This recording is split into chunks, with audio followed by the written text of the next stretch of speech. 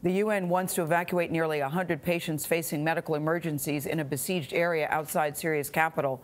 The Syrian army, backed by Russian airstrikes, is targeting rebel forces in Eastern Ghouta. Syria's government says the rebels there are attacking Damascus with rockets. Seth Doane went to a school in Damascus near the fighting and met some students who are braving class even as the war is raging all around them. Seth, good morning.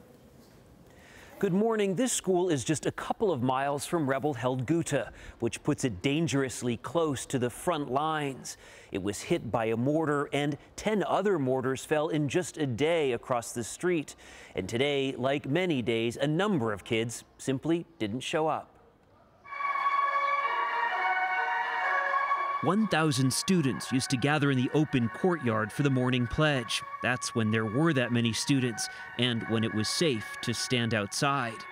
This morning, classrooms were less than half full as frightened parents kept kids home. Do you ever get used to the sounds of rockets, mortars, planes? Yeah? Yeah. It just becomes every day? Every day. Rose Kala dreams of studying in Boston to become a doctor. My God.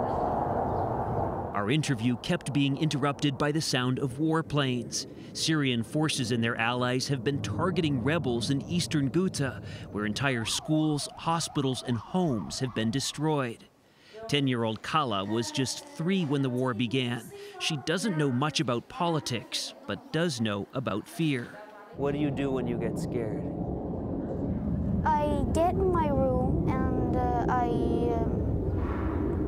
shut the door because I think that bombs are going to hit on us.